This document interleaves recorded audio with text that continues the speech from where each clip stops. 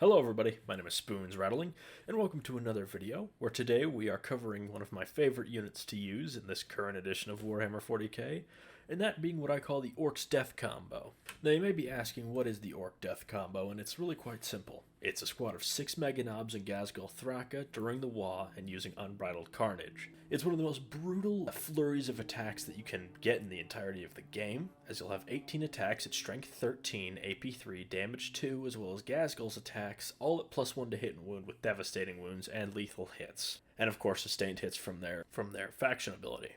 So we're going to see what exactly they can break and what exactly they can't.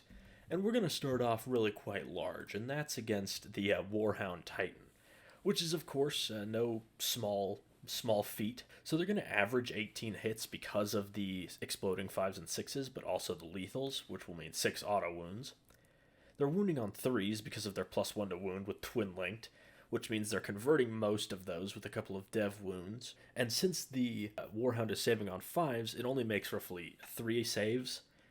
And when Gaz hits it with his 7 attacks, converting pretty much all 7 thanks to the sustained and lethals, 5 wounds, you do have to roll those, so you're likely going to lose one, but again, it's saving on average only 1, which is another 20 damage, crushing the Warhound with some overkill. So, obviously, things like Warhounds, and especially Knights, stand no chance against them. Now here's another famously tough cookie to crack, and that'll be Mortarion. So Mortarion will use Skull Squirm Blight to make it that they can't hit quite as accurately, which does affect the Meganobs, so they'll be hitting on 4s instead of on 3s. But they still convert 9 hits with 5 sustained and lethal. But he is still being wounded on 2s because of the +1 to wound, which means all of those are pretty much converting thanks to Twin Linked. So he needs to make 14 saves, which is he's gonna save about half of them thanks to his 4+. And his Feel No Pain will reduce that 14 damage to 10, but Gaz is unaffected by Skull Squirm Blight and will actually crack through him and ultimately kill him with only 2 failed saves. And that brings down the Primarch of the Death Guard. Next, we have perhaps the greatest duelist, the Lion. And if it was any other turn, the Lion would likely wipe the Meganobs, but thanks to this being in the Waaagh, they have a 5+ invulnerable save, which means 1 knob is odds-on to survive, which does allow them to just barely eke out the Lion. It's seriously very swingy, but there is a good chance they kill the Lion, even though he has his fights first, but he easily puts up the best fight so far. Next, we have Terminators, and Terminators have bulk and numbers, which is their main advantage here, but with all of the attacks, you're likely going to kill 9 out of 10 Terminators, and the last one will be wounded, assuming you do your attack sequencing right, which would be attack with Ghazghkull, then the Meganobs. And if you're lucky, Makari might actually be able to stab the last Terminator to death, but that's very unlikely. However, that does mean they're the first unit to actually survive a round of combat.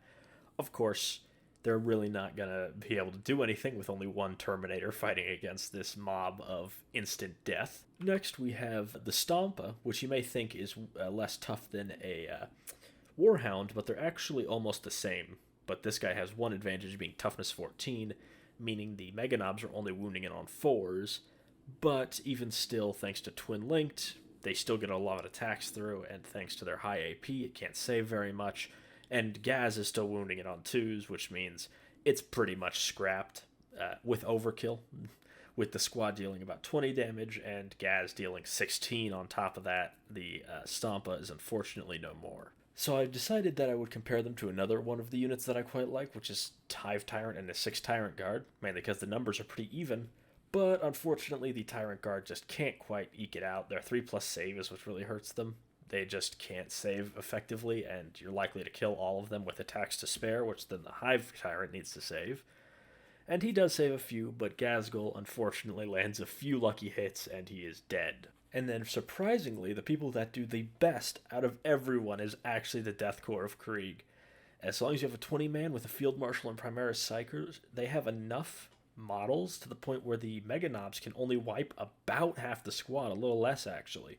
And Gaz simply doesn't have enough attacks to kill the rest of the squad, which surprisingly means these guardsmen did better than a Titan, Terminators, a Primarch, another Primarch, and a Titan, a Xeno Titan. Just kind of funny. So if you're ever facing this, here's your cheat code to get away with it. If you can slog them through, hordes of low toughness bodies, then yeah. The 5+ Feel No Pain did actually save a couple models, which was definitely instrumental, so it has to be this combo to survive it. Otherwise, I think they need the Primaris Psyker. Without the Primaris Psyker, it's one of the easiest wipes known to man. Regardless, I have been Spoons Rattling. I hope you enjoyed this video. Make sure to like, comment, and subscribe, and turn on those YouTube notifications. And if any of these surprised you, make sure to leave them down in the comments, and I'll see you all next time.